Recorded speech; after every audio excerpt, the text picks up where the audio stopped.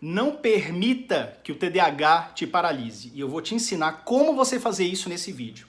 Essa semana eu conversei com uma mãe que veio conversar comigo aqui no inbox e ela falou do filho dela, que é adolescente, e o filho dela tem vontade de fazer intercâmbio, ela também tem vontade que ele faça intercâmbio, mas ela tá com muito medo. Ela tá com muito medo desse intercâmbio, ela veio pedir minha opinião.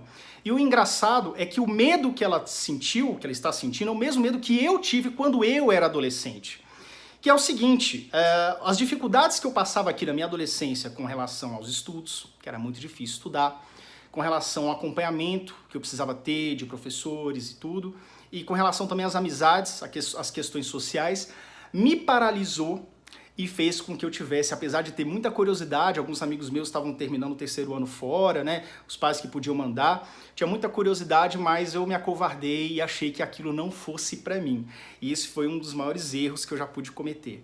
E por que que isso é um erro? Porque, na verdade, sim, o nosso medo faz sentido, o medo dessa mãe faz sentido. Provavelmente se o filho dela enfrenta dificuldades aqui no Brasil com relação à sociabilização do menino, ou então a questão dos estudos, das provas, tem dificuldade de terminar as provas, isso provavelmente vai acontecer em outro país.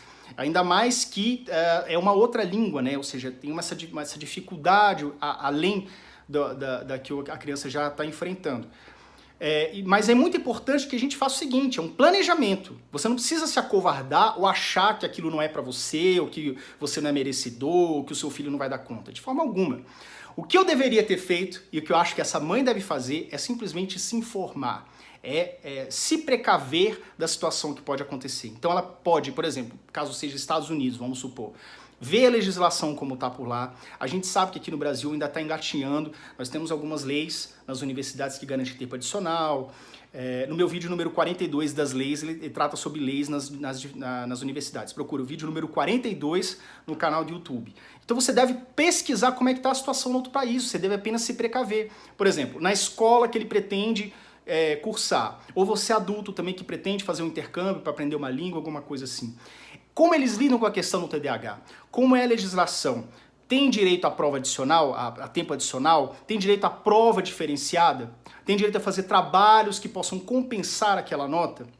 E que fica mais fácil para você realizar? Copiar do quadro, por exemplo, que era um terror para mim. Isso é exigido por essa escola ou curso que você queira fazer?